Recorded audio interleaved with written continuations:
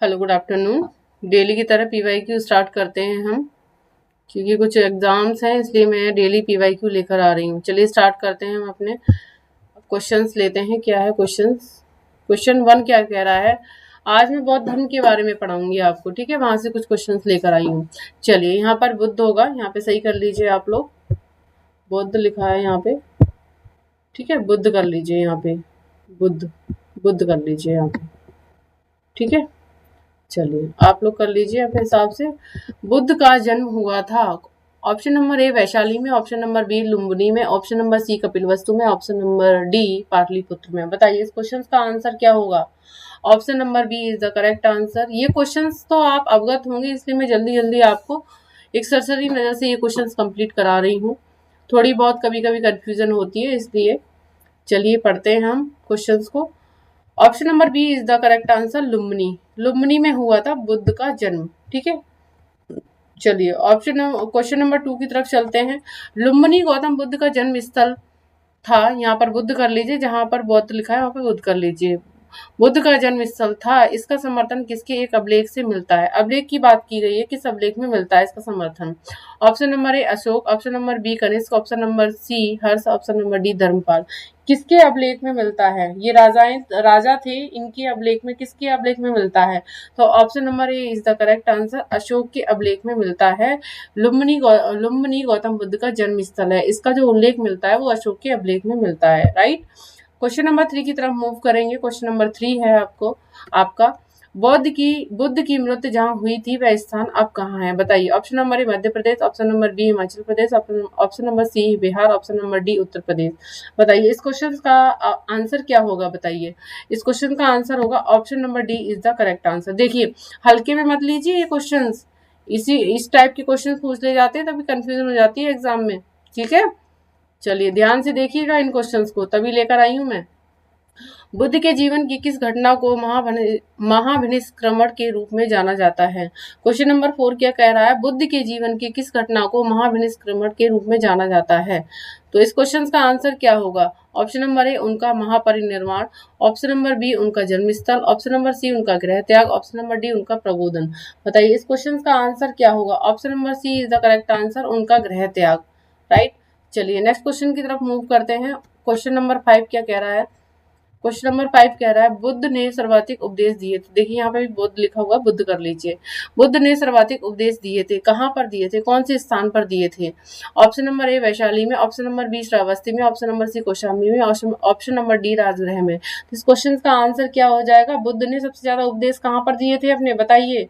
इस क्वेश्चन का आंसर हो जाएगा option number B is the correct answer. Shravasti में दिए थे उन्होंने, राइट? श्रावस्ती में दिए थे। चलिए नेक्स्ट क्वेश्चन क्या कह रहा है? नेक्स्ट क्वेश्चन की तरफ मूव करते हैं। सारनाथ में अपना प्रथम प्रवचन किसने दिया था? सारनाथ में अपना प्रथम प्रवचन किसने दिया था? ऑप्शन नंबर ए महावीर ने, ऑप्शन नंबर बी शंकराचार्य ने, ऑप्शन नंबर सी महात्मा बुद्ध ने, option number D Guru Nanak ने। इस क्वेश्चन का आंसर क्या हो जाएगा? इस क्वेश्चन का आंसर क्या हो जाएगा? महात्मा बुद्ध। महात्मा बुद्ध ने दिया था सारनाथ में अपना प्रथम उपदेश, ठीक है? महात्मा बुद्ध, बुद्ध कौन हो गए? महात्मा बुद्ध, गौतम बुद्ध की बात हो रही है, ठीक है?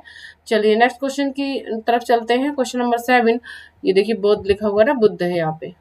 बुद्ध के उपदेश किससे संबंधित हैं? ऑप्शन नंबर ए आत्मा संबंधित विवाद, ऑप्शन नंबर बी ब्रह्मचार, ऑप्शन नंबर सी धार्मिक कर्मकांड, ऑप्शन नंबर डी आचरण की शुद्धता एवं पवित्रता। तो बताइए इस क्वेश्चन का आंसर क्या होगा? इस क्वेश्चन का आंसर क्या होगा? इसमें बिल्कुल साफ दिखाई दे रहा है। पॉजिटिवली क्वेश्चन कौन सा जाता है, आंसर कौन सा जा रहा है? Option number D is the correct answer. आचरण की शुद्धता एवं पवित्रता। ना ही वो विश्वास रखते थे ब्रह्मचार्य में, ना ही धार्मिक कर्म कांड में, ना ही आत्म संबंधित विवाद में। वो अपना जो उपदेश जो उन्होंने दिया था ना, उपदेश किससे संबंधित था? आचरण की शुद्धता एवं पवित्रता से, ठीक है? चलिए नेक्स्ट क्वेश्चन है। क्वेश्चन नंबर 8 है भारतीय कला में बुद्ध के जीवन की किस घटना का चित्रण मृग सहित चक्र द्वारा किया गया है? बताइए।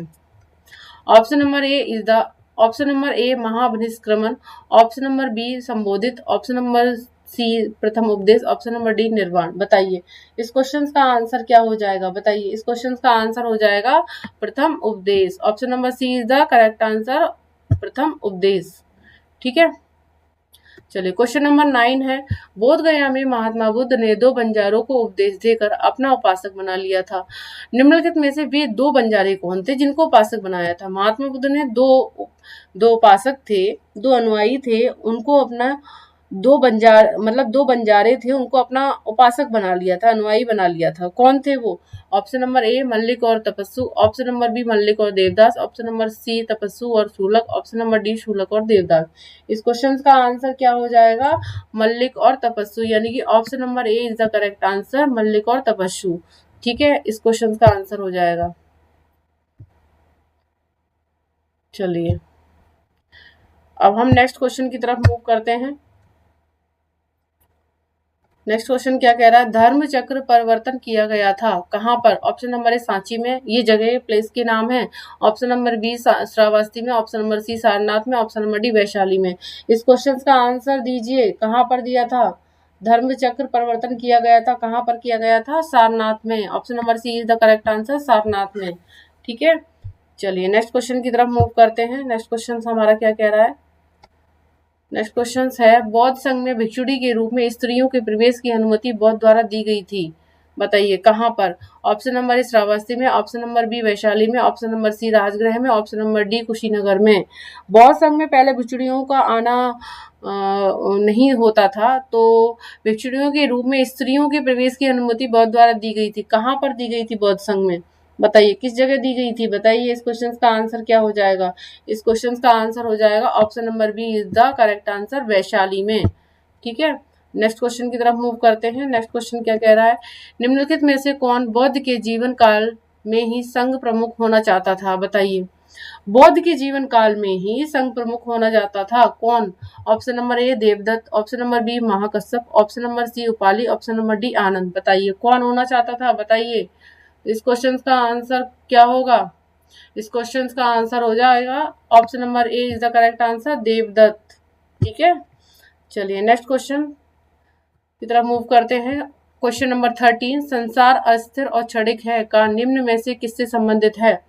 ऑप्शन नंबर ए बौद्ध, option number B Jain, option number C Gita, option number D Vedanta. बताइए संसार अस्थिर और क्षणिक है का निम्न में से किससे संबंधित है? बताइए बताइए किससे संबंधित है?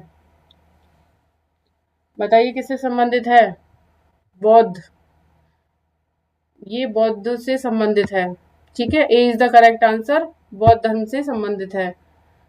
ठीक है, नेक्स्ट क्वेश्चन है क्वेश्चन नंबर 14, त्रिपिटक क्या है? बताइए option number A Gandhi ji के 3 बंदर, option number B Brahma Vishnu Mahesh, option number C Mahavir के 3 नगीने, ऑप्शन नंबर डी बुद्ध के उपदेशों का संग्रह। वेरी इंपोर्टेंट क्वेश्चन, बहुत बार पूछा गया ये क्वेश्चन। बताइए त्रिपिटक क्या है? त्रिपिटक क्या है? चलिए बताइए त्रिपिटक क्या है? इस क्वेश्चन का आंसर कौन देगा? बताइए इस क्वेश्चन का आंसर होगा option number D is the correct answer, Buddha के उपदेशों का संग्रह। राइट, चलिए ये क्वेश्चंस आपके 15 क्वेश्चंस, ये लास्ट क्वेश्चंस है। निम्नलिखित में से किस बौद्ध ग्रंथ में संघ जीवन के नियम प्राप्त होते हैं? बताइए ऑप्शन नंबर ए दीर्घ निकाय में, ऑप्शन नंबर बी विनय पिटक में, ऑप्शन नंबर सी अधिधम्म पिटक में, ऑप्शन नंबर डी विभाषा शास्त्र में। बताइए इस क्वेश्चन का आंसर क्या होगा? बताइए इस क्वेश्चन का आंसर हो जाएगा option number B is the correct answer, Vinaya Pitaka में। किस बौद्ध ग्रंथ में संघ जीवन के नियम प्राप्त होते हैं? संघ जीवन जो था ना, बौद्ध के जो संघ नियम थे वो किस में प्राप्त होते हैं? विनय पिटक में। Option number B is the correct answer. तो इस तरीके से मैंने आपके टॉप 15 क्वेश्चंस कंप्लीट कराए हैं। ठीक है, बौद्ध धर्म से ये कुछ क्वेश्चंस थे जो मैंने आपको कंप्लीट करवा दिए हैं। ठीक है, तो please learning history academy channel को आप सपोर्ट कीजिए, जिससे मैं मोटिवेट होती हूँ तो आपके लिए कुछ और अच्छा कर पाऊँगी, इससे भी अच्छा कुछ कर पाऊँगी मैं आपके लिए। देखिए कोई चार्जेस नहीं होते हैं, बस आप इतना सपोर्ट कीजिए कि क्लास को आप शेयर कीजिए, बाकी बच्चों तक भी क्लास पहुँच सके। वो बेचारे कुछ बच्चे ऐसे होते हैं जो पे करके क्लास नहीं कर पाते हैं, तो बिल्कुल उनको फ्री ऑफ कॉस्ट क्लास मिलती रहेगी तो अच्छा होगा। मेरी हिस्ट्री काफ़ी अच्छी है, मैं बहुत अच्छे से पढ़ाती हूँ। एनसीईआरटी बैच भी मैंने स्टार्ट कर दिया है। जो लोग एनसीईआरटी से पढ़ना चाहते हैं, समझना चाहते हैं, तो ज़रूर जुड़ें लर्निंग हिस्ट्री एकेडमी चैनल पर। 5 to 6 PM डेली क्लासेस आती है, चैप्टर वाइज पढ़ा रही हूँ और उसमें बता रही हूँ किस तरीके से क्वेश्चंस बनते हैं। ठीक है, तो प्लीज़ लाइक शेयर और सब्सक्राइब करते रहिए चैनल को, और आप अपनी पढ़ाई कंप्लीट करते रहिए। इसी तरीके से मेहनत करते रहिए, अपने लक्ष्य की तरफ बढ़ते रहिए, अपना लक्ष्य कंप्लीट करें आप। ठीक है, जो भी आपने सोचा है, गॉड से प्रे करती हूँ वो आपका पूरा हो। ठीक है, जो भी लक्ष्य हो आपका वो आपका पूरा हो समय से। आप बस मेहनत करते रहिए, बस आपका लक्ष्य जरूर पूरा होगा। ठीक है, तो मिलते हैं कल इसी समय। Bye bye, take care.